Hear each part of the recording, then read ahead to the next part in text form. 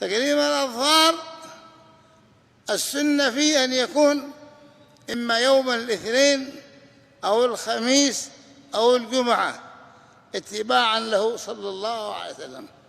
أما ما عداها من الأيام كالسبت والأحد والثلاثة والأربعة فلا ينبغي أن تقلم فيها الأظفار.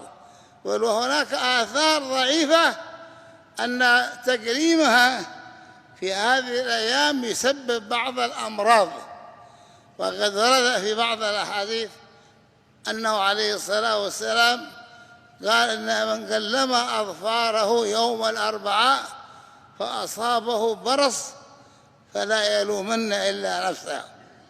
سمع بهذا الحديث بعض العلماء قال هذا حديث ضعيف، أنا ما بقلم أظفاري إلا يوم الأربعاء، عناد. لما قلم أظفاره يوم الأربعاء أصيب حالا بالبرص، وكان رجلا صالحا، ولكن الهوى أحيانا قد يتغلب على بعض الصالحين.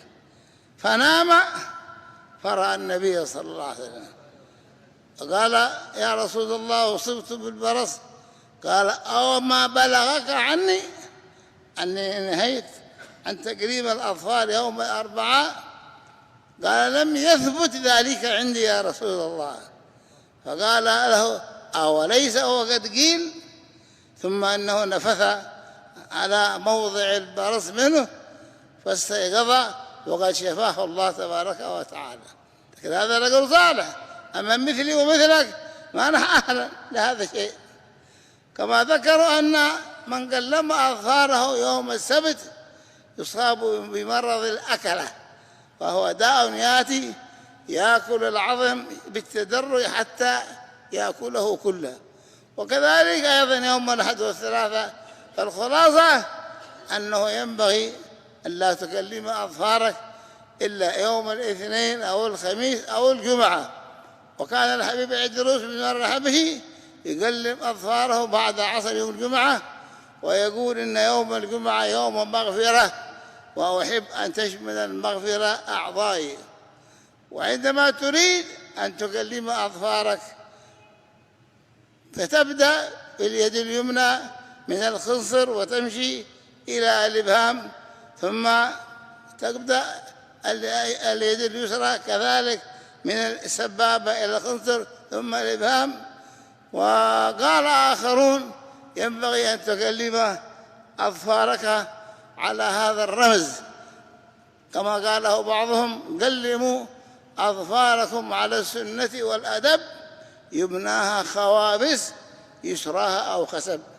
خوابس الخاء رمز للخنصر، وولاء للوسطى، والألف للإبهام، والباء للبنصر، والسين للسبابة.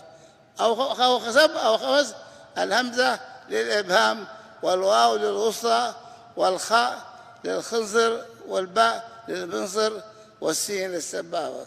وهكذا تقريبا أما على الطريقة الأولى أو على هذه الطريقة، كل هذا اتباعا للنبي محمد صلى الله عليه وسلم.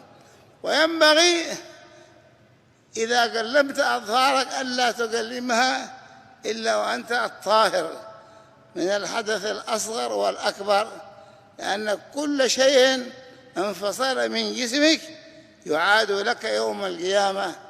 فإذا قلمت أظفارك وعليك جنابة فإنها تطالبك بجنابتها يوم القيامة. فلهذا ينبغي ويستحسن ألا يخرج شيء من جسمك لا شعر ولا ظفر إلا وأنت طاهر من الحدث الأكبر والأصغر. وينبغي أيضا بعد أن تكلمها أن تغسل أطراف أصابعك بالماء، فإنك إذا لم تفعل ذلك وحككت شيئا من جسمك قبل أن تغسل أطرافها ربما تكون متعرض للبرص، لمرض البرص. فإذا غسلتها فبعد ذلك لا يضرك استعملتها في الحك أو غيره. هكذا قال العلماء والمجربون.